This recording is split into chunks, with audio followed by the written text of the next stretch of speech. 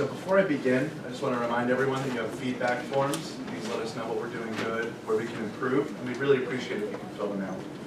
Today we also have voter registration forms, so if you're not registered to vote, be sure to take one. And now for the formal introduction. Shereen Abouelnaga is a native Egyptian who is currently a professor of English and comparative literature at Cairo University. Dr. Abouelnaga received her bachelor's, master's, and PhD in English and comparative literature from Cairo University. Since then, she has lectured across the world in places such as Abu Dhabi, Berlin, Cardiff, Madison, Wisconsin, and has supervised master's and doctoral students. At her current post as professor of English and comparative literature, she writes widely in English and Arabic on cultural and literary topics with a special focus on gender, including one of her recent works, Women in Revolutionary Egypt, Gender and the New Geographics of Identity, and that was published by the American University of Cairo Press. So without further ado, please join me in welcoming our distinguished speaker.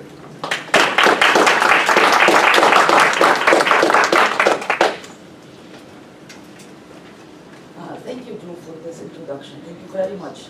And thank you, Professor Sahar Aziz, for such a very pleasant invite. It takes a lot of courage, stamina, and sharpness of mind to allow a different discourse visibility, especially if that different discourse does not correspond to the main hegemonic one. I have looked at all the previous talks hosted by the Center for Security, Race and Rights, and they all challenge the comfort zone of the academia. Yeah, they're very challenging. And this challenge is essential if the dominant hegemonic discourse wants to be or desires to be very self-conscious. That is, it's not the center of the universe. Professor Sahar Aziz, keep doing what you're doing because this is really very distinguished. And I know you have a team with you, so thank you all. Also, thank you very much for this audience that has honored me by coming today. It seems to me any talk about gender and women in the Middle East is very interesting. However, perhaps you have heard everything about women in the South. In addition, I cannot compete with Mr. Google in the 21st century. So let me guess what your expectations are. You expect that I might be talking about the empowerment and disempowerment of Arab women post-2011. Wrong. No. You might be expecting me to talk about Muslim women post-2011. No.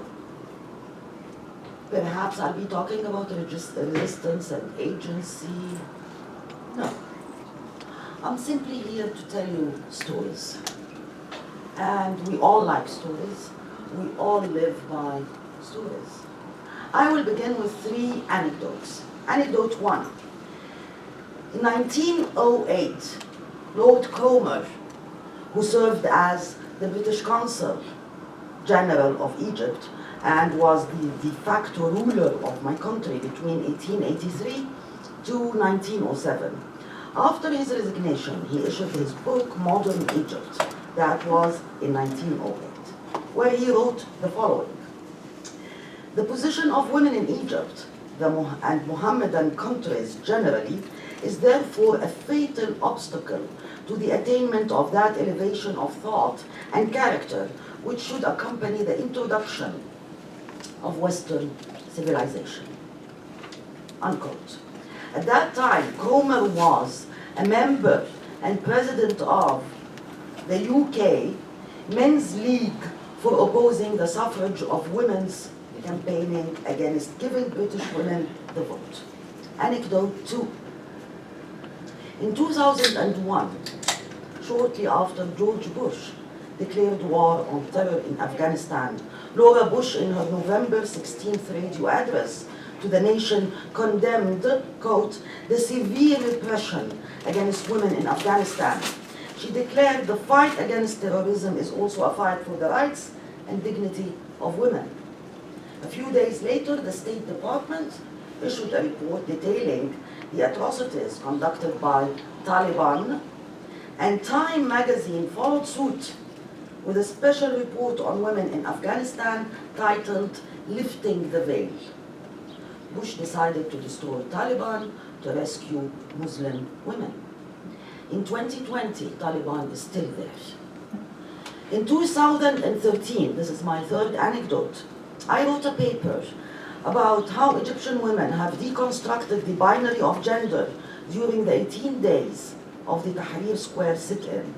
I dealt, among other things, with 3 turning points out of which Egyptian women could negotiate their own agency amongst a web of geopolitical locations without falling in the trap of extreme polarization that has seized the country back then. In a footnote, I mentioned what happened to Mona al-Tahawi, a freelance Egyptian-American journalist beaten in 2011 by Egyptian police and sexually harassed. Along with al-Tahawi, several young people died and hundreds were arrested, as you all know. Yet, al-Tahawi had the luxury of going on air immediately after her release on CNN, and she testified to what happened to her.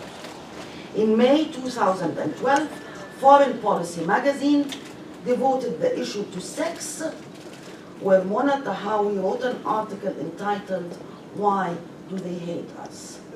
in reference to Arab men. The article that was highly praised all over the world triggered waves of anger amongst Egyptian women activists. I argued for and against this article. I sent the paper to a Canadian journal, and here is what I got from one of the reviewers.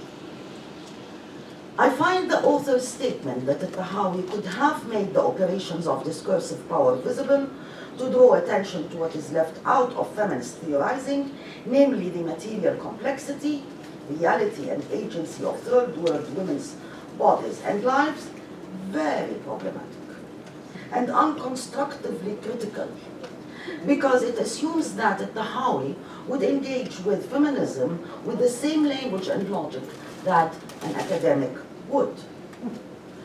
What is common between these 3 anecdotes? I can see stereotyping, an old-fashioned word by now, and double standards and wide media circulations. But I can never overlook the coloniality of knowledge. A powerful party is simply producing knowledge about a less powerful party. There is a voice co-opted, choices denied, and subjectivity appropriated. With anecdote 1, we can hear the echo of Kipling's poem, The White Man's Burden. With anecdote 2, the logic of Laura Bush assumes a certain position that could have been politically correct if the American troops had not bombarded Afghanistan. How do you want to save a certain people by bombarding the country? I recall Layla Abulog's indictment, Do Muslim Women Need Saving? With anecdote 3, 3 serious results have taken place. 1, al-Tahawi could say anything because she's a journalist.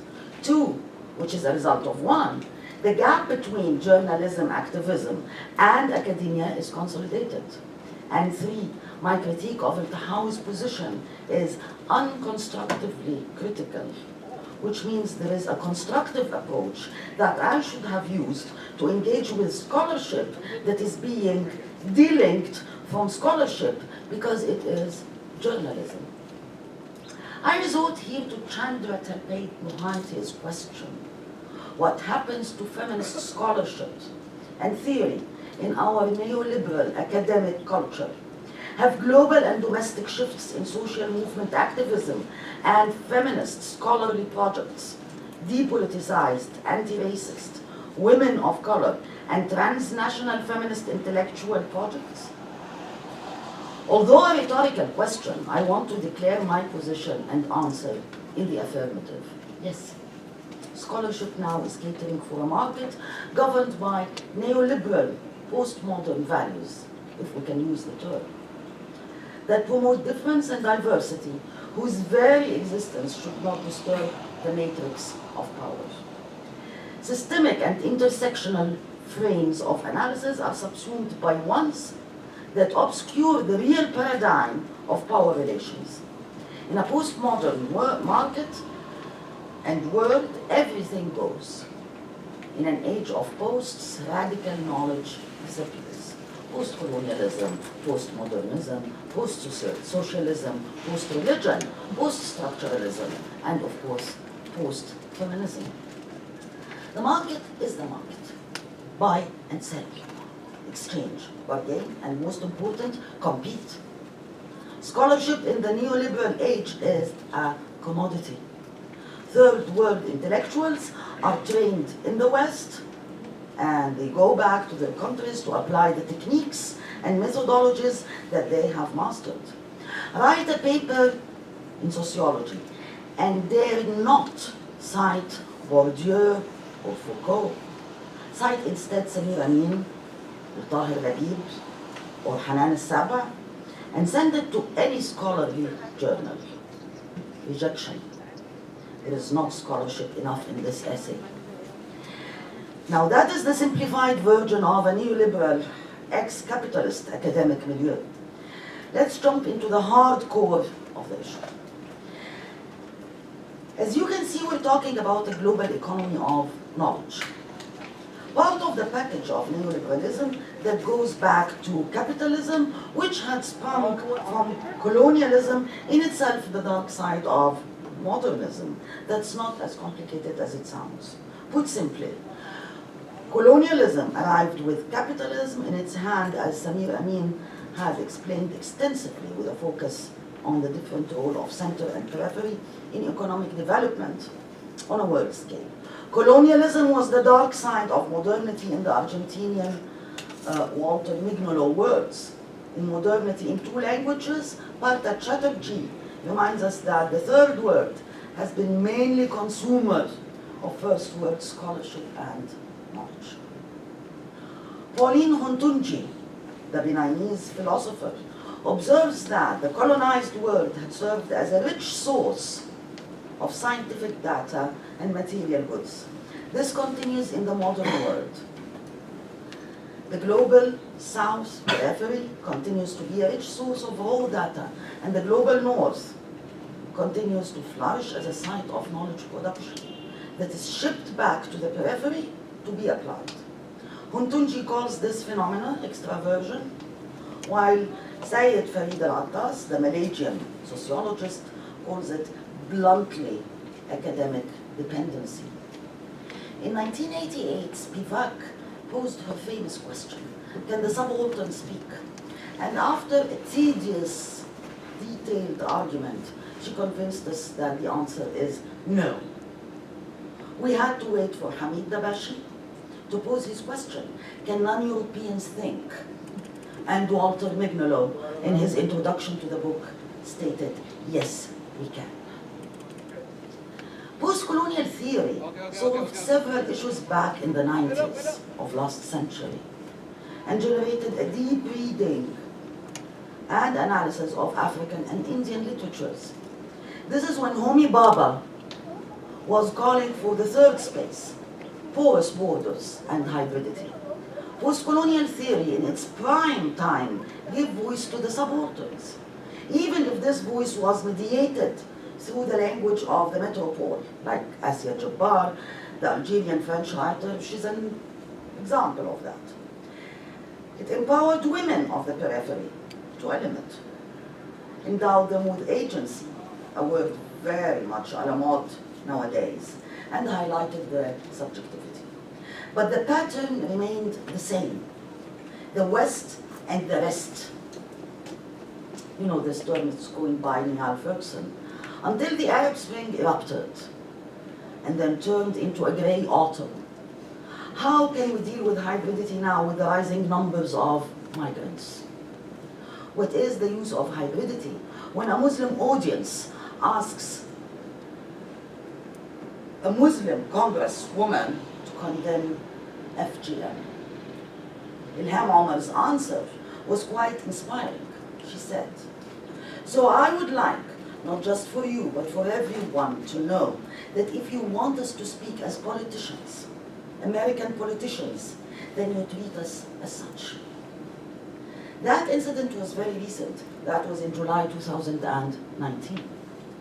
Where was hybridity when Trump supporters chanted, "Send her back"? Where was hybridity when immigrants harassed the women celebrating New Year's Eve in Cologne, Germany? Let's go back further. On 25th of January 2006, Jacques Chirac issued a press release agreeing to pass a decree to suppress the much disputed clauses in Article 4 of the law passed by his own deputies, which referred to the positive role of the French presence, particularly in North Africa, and which, the law stipulated, should be recognized in courses taught in the school system. These are just few examples that should prompt us to re-question and revisit such post-colonial critical concepts that have been coined by third world theorists staying in the West and operating from within the system. And of course, this is different from what Edward Said has already called the journey in. Now, the gender relations in the South have always provided the Northern metropole with raw material data only to formulate hasty conclusions. Southern women are oppressed by Southern men, these Muslim men, is not only the concern of critics. Ahdaf Suwaif, the Egyptian activist and writer, she writes in English, has expressed that as early as 1999 in her novel, The Map of Love. Amal, the protagonist and narrator, receives a phone call from the American Isabel Parkman, who wants to meet her. When she came to her house, Suwaif writes, Amal could not pretend she was not wary and weary in advance, an American woman, a journalist. She had said on the phone, but she said Amal's brother had told her to call, and so Amal agreed to see her and braced herself. The fundamentalists, the veil, the gold piece, polygamy, women's status in Islam, female genital mutilation, which would it be? Unquote. Chandra Mohanty has detailed many of these methodological frames in her debut article, 1984, Under Western Eyes, where she critiqued the values of Eurocentric humanism that are based on universal and masculinist assumptions. In 2003, Mohanty revisited her article, Under Western Eyes, and drew attention to the importance of studying the micropolitics of women's everyday lives in marginalized communities if we need to combat globalization. In 2015, Rowan Connell, the Australian critic whose scholarship is concerned with the South, wrote Meeting at the Edge of Fear, Theory on a World Scale, where she critiques the global economy of knowledge. Connell's line of thought motivated the Journal of Feminist Theory to devote a whole issue to the global South. Connell departs from reality. Scholarship produced in countries of the periphery follows a specific formula: theory and methodology from the center, and empirical content from the periphery. But one issue of feminist theory is just a thematic event. Now, what is the importance of all this to studying women or feminism or gender in the Arab world? Feminism in the Arab world has always been under attack on the pretext that it is imported from the West. Such an attack has consolidated the dysfunctional marriage between feminism and nationalism. Kumari Gayawardina's seminal book, Feminism and Nationalism in the Third World, has explained the entanglement of both concepts in the 19th and early 20th centuries. The book had served as one of the essential and necessary references in documenting and analyzing women's movements in the Third World. Despite the fact that the book has become a classic by now, its importance stems from the fact that it debunks the idea that feminism was an idea imported from the West. However, it also reveals the fact that feminism started with the national struggles to build the modern nation. That is, feminism has always been contoured and controlled by the ebbs and flows of the political struggles and trajectories, hence the limitations of nationalism. The women's movement in Egypt stands at the heart of this paradigm, where the woman question was born with the 1919 revolution. And ever since that time, women's rights never managed to stand independent from the competing discourses of the state, Islamists, and nationalists. This enforced tie between nationalism and feminism, especially with the rise of state feminism, motivated scholars to explore women's history that was marginalized or forgotten.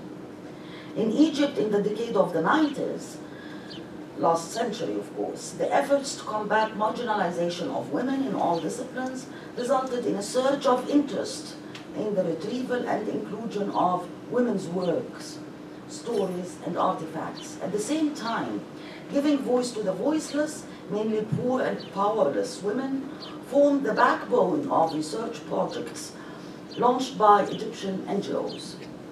In academic circles, women's autobiographies and memoirs, along with other forms of writing, became the primary source of many dissertations.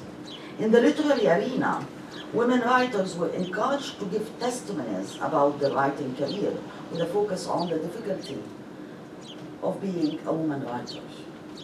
The efforts of activists and feminists were heading towards forming a counter-memory, or rather subverting the master narrative in which women have been completely marginalized at worst and sidelined at best, because state feminism was at its highest point back then. With the turn of the new millennium, it was common to come across projects that worked on salvaging women from the oblivion and exposing the processes by which they were made absent. This kind of knowledge was not welcomed at all by the regime.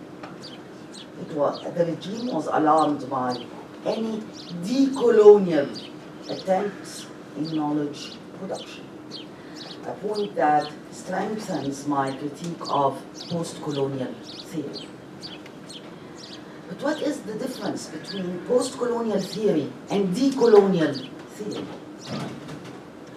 Post-colonialism relies heavily on Western post-structuralist concepts and frames, rarely rejecting the colonial power matrix established in modernity.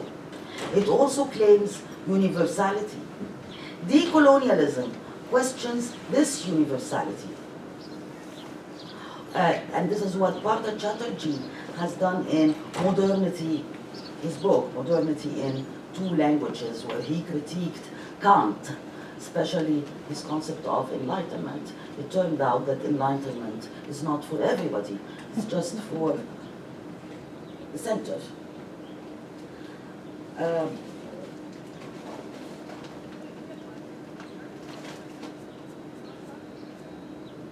The key issue here in decolonial theory is the enunciation of knowledge in the colonial matrix of power.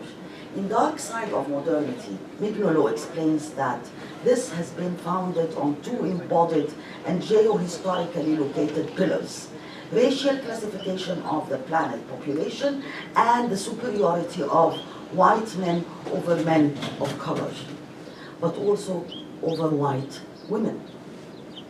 As I see it, decoloniality is possible if we remember, again, Chandra Mohanty's critique of neoliberalism and what is at stake for radical theory.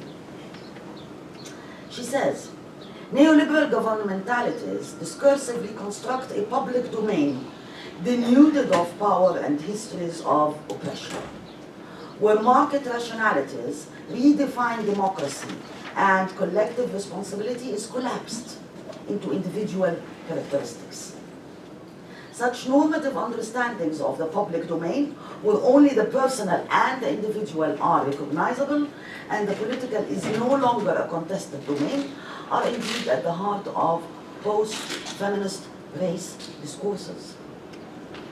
For instance, what happens to the key feminist construct of the personal is political, when the political, the collective public domain of politics is reduced to the personal? These are all the concerns of Mohanty, with which I completely agree. This is what we should be doing, paying attention to all attempts of obscuring systems of oppression by rendering every experience and narrative visible and heard. And nowadays in Egypt we have so many collectives. They are all anti-policies, anti-establishment, anti-theory.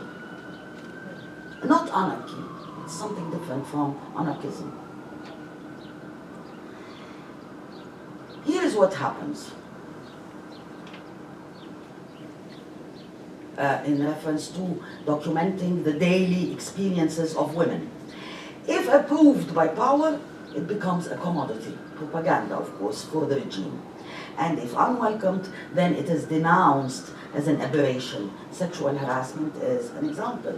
If the woman manages to penalize the harasser, the incident becomes quite a propaganda. And if the opposite happened, then the incident is individual, and we start questioning what the woman was wearing. She allowed this to happen. The attribution of gender inequality to factors such as ethnicity or caste is challenged by decolonial feminists who strive for a more comprehensive analysis, including historical and contemporary power relations. It's a position that challenges all post-colonial regimes. When I started working on my book, Women in Revolutionary Egypt, I was horrified by the type, style, and discourse of the international news that had covered the presence of women in Tahrir squares.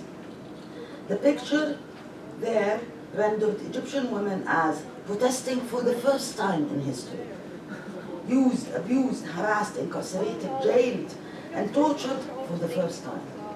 Therefore, the goal of decolonizing scholarship about gender is defined as identifying, critiquing, and correcting the inequalities embedded in scholarship and at the foundation of knowledge production. Furthermore, decolonial feminism advocates for widening the scope of our analysis of the international. We need to shift the geography of reason, meaning we need to open reason beyond Eurocentric modernist understandings of knowledge, like the one produced by Mohanty when she went to the Palestinian camps. Such a decolonial approach stems from a particular understanding of the positionality of the researcher. Applying a decolonial lens to research and teaching could contribute to a process of knowledge production motivated by ethical goals of liberation. In this sense, knowledge production becomes a political act. Now, I must give examples that show how this epistemic framework is materialized in the Arab world. The first example.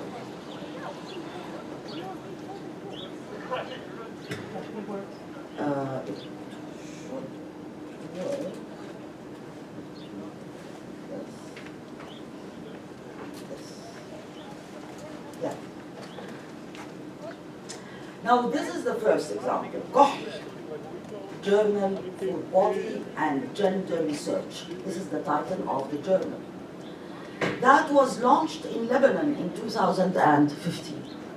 It defines itself as a progressive feminist journal on gender and sexuality in the Middle East, Southwest Asia, and North Africa regions.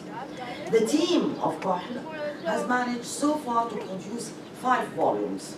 Each issue has a thematic focus that engages with the material conditions of gendered subjectivities and sexualities in the Arab world. For example, this one, Decolonizing Knowledges around Gender and Sexuality. Can you see that? It's very small, I'm sorry. I'm apparently a failure with PowerPoint presentations. And Gendering Migration, that was, for example, volume 3. The journal's vision and rationale emanate from the awareness of the team that mainstream knowledge on gender in the region is burdened with Orientalist misconceptions, shallow investigations, and a paradoxical mixture of over and under researching. Also, the name Kahl is not without its significance. It is the black powder of Ithmet. You know, in English it's called Galena stone, but probably you all know Kahl, what we call nowadays eyeliner. The second example, this one, it's a collective that is called ikhtiyar. It's an Arabic word that means choice. That was launched in Egypt in 2012, and it is an open space for people interested in discussing gender issues and in documenting, developing a gender knowledge base in Arabic. On the collective's website, it is stated that knowledge is power, and the production of knowledge is a form of activism. It is of importance that the team is aware of the limitations of language, hence the decision to engage with this challenge. Similar to Kahl, Ikhtiyar seeks a non-binary approach that could subvert hegemonic patriarchal language and models. The aim is, I quote them, to radicalize language and socio-political discourses in order to reclaim knowledge as a feminist cause and radical act. In spite of the differences, the team decided to work together. Hence the name Ikhtiyar. As I told you, it means choice. In a quasi-manifesto, the collective states, we want to produce knowledge in Arabic, tailored to our own needs and purposes. We want to produce our own gendered knowledge in Arabic by creating non-academic and academic writings through calls for writers. Then they summarize their vision.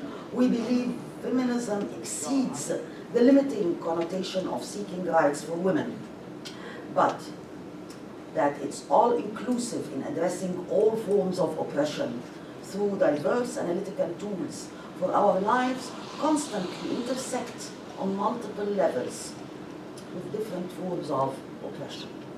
Both Kahl and Ikhtiyar are seeking knowledge production in Arabic and new alternatives to a hegemonic patriarchal epistemic gaze. Through a new form of political activism, they are carving space also for queerness. The articles, newsletters, books of Ikhtiyar have great potential to empower the gendered social actors who consider themselves to be in subalternized positionalities of global networks of power. They are bent on politicizing feelings as well, which is a contemporary resurrection of the personal is political. One of the spaces they carved is about bad feelings. So in 10 workshops, they were reading Feminist Killjoys by Sarah Ahmed, and they managed to politicize their emotions. I'm going to, I think I'm taking long time. 10 minutes. 10 minutes. Ah, that's good. Okay. So in this way, this collective, Ikhtiyar, they revived the slogan, the personal is political, though in a different sense, of course. or rather the personal because of the political. Now their epistemological vision is governed by the theory of intersectionality. And so they have translated into Arabic Kimberly Williams Crenshaw's article, Mapping the Margins, Intersectionality, Identity Politics and Violence Against Women of Color, Gloria Anzaldúa, Audre Lorde, and Sarah Ahmed, of course. Now, politicizing feelings became then a thematic feminist epistemological concern. I believe this is a direct consequence of counter-revolutions. As you all know, but might not have noticed, most symposia, scholarship, and conferences in the American and Eurocentric milieu, academic milieu, go under the title of agency, power, empowerment, resistance, subjectivity of women post the Arab Spring. As if what had happened in 2011 and onwards ought to have been an automatic operation. Step one, revolution. Step two, empowerment. Something we see in the cosmetics. Step one, clean. Step two, moisturize. Hence, illuminated face. It's a myth, believe me. In spite of the triviality of this example, it never worked. With human feelings and transformative agency, it can't work as well. It can't work. If it can't work with cosmetics, then it doesn't work with human feelings. It's high time that somebody comes out to say, we are tired and upset. Sounds like enough is enough. A motto that is echoed in Yara Salam's last project. Yara Salam is a young lawyer who was imprisoned for a good while in 2014 because she was marching in a demonstration that was protesting against restrictions on demonstrating. She has the courage to say, even the finest of warriors can feel exhausted and tired. In this book, which is very recent, it came out last month, it came out in Arabic and English. She interviewed 50 women activists, feminists, from Egypt and Tunisia, who expressed their feelings of disappointment and talked their fears out, and they shed tears.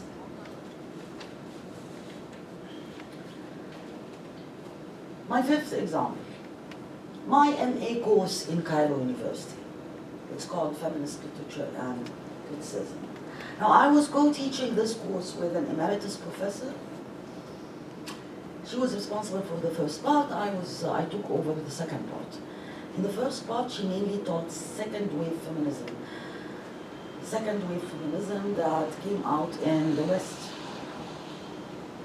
And then she asked the students, now we have 5 articles, take an article and just apply to any work of art. When I took over, students needed time to adjust, to understand what's happening.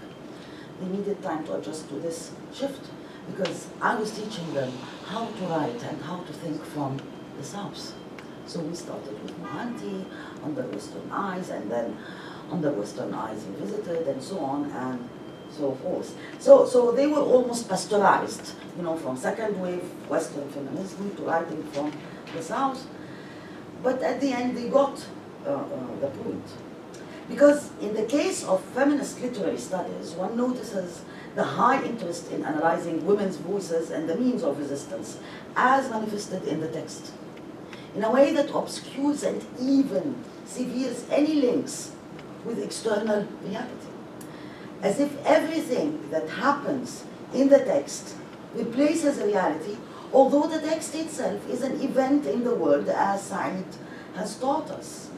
Pedagogically speaking, it should be made clear that the text offers an alternative view of dealing with reality, but not reality itself, as a totality.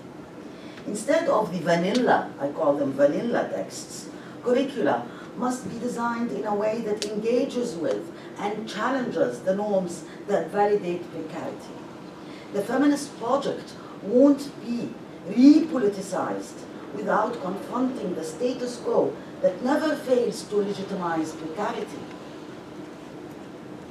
How to transgress boundaries of thought, subvert paradigms of power, and existing norms should be the guidelines of texts selection. It is a matter of leaving the comfort zone in order to effect a nuisance to the dominant vision that relegates women's studies to a real elective area. It's always elective, never obligatory course. Any curriculum should not lose sight of the global economy, which renders precarious forms as normative concepts. Hence, the importance of transnational studies. We need to practice what Bell Hooks has labeled teaching to transgress, where education is the practice of freedom. And since cultural studies has been dominating the academic scene for a while, we have to turn it to the benefit of the feminist scholarship. Since 2001, different forms of art have become the favorite subject of gender studies. Graffiti, music, photographing, fine. Cultural studies are indispensable. Yet, what these studies study and the kind of knowledge they produce is what needs amendment and rethinking. Instead of fathoming the nature of power and its structures as reflected in the texts, we can look at the forms of resistance to that power, which will reveal the ways it sustains and recharges itself. The feminist project needs to focus on testimonies and oral history. These are not less important than autobiographies. For example, reading the testimonies of Yazidi women who survived their slavery by ISIS is bound to highlight the precarity that has become the corollary of their status as a minority. Integrating, 1 minute? What? 3. 3 minutes? Yeah, less. Integrating neo-historicism in the teaching and research and vision is bound to restore gender studies to the fore. We are aware that women writers of the South have challenged the whole paradigm of the traditional understanding of gender relations. How far then can we incorporate texts from the South into the curriculum?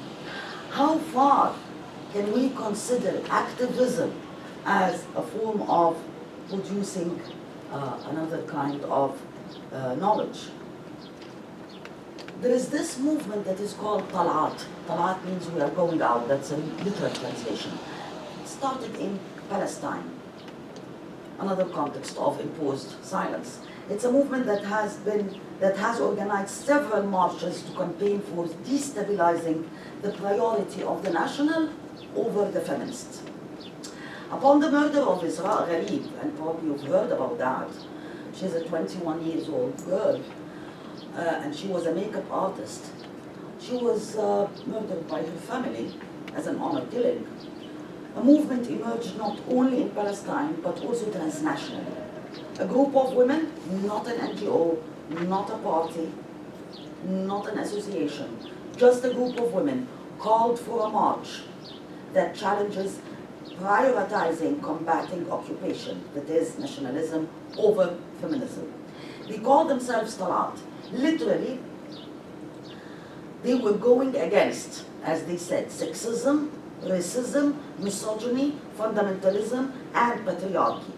With the rise of honor killings, 28 women in 2018, 35 women in 2019, this collective decided to breach the silence imposed on women's rights and engage with the problematic of viewing women and their bodies as the site of cultural and social purity.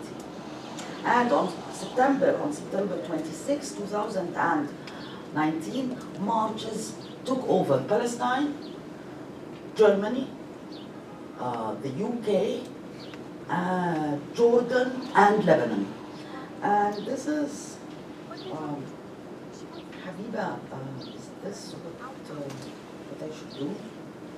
No, I remember it. That's it. Yeah. Right? Yep.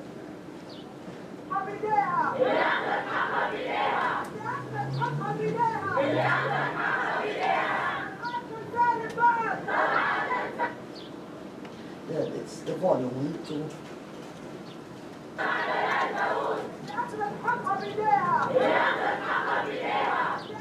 that's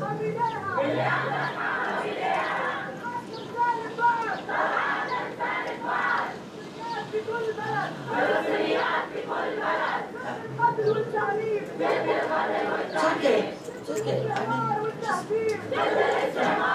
no problem. So basically what they're saying is we're not, our case is not to be postponed. Now we need to face sexism. We're not going to allow any honor killings. Do not silence us because of occupation. The two are equally important. I believe this kind of activism is another form of knowledge production because since this is the first time ever since 1986, since Kumari Gayawardena wrote her book, Feminism and Nationalism in the Third World, that a collective would come out and say, no, feminism has its own priority and we're not going to be subsumed by any other cause. I need to conclude. Perhaps you're wondering, do I mean that we cut any communication with modern theory? Of course not. We cannot do that. Raoul Connell and Behanti have been calling for curricula that integrate both sort of solidarity. They call it solidarity-based curricula.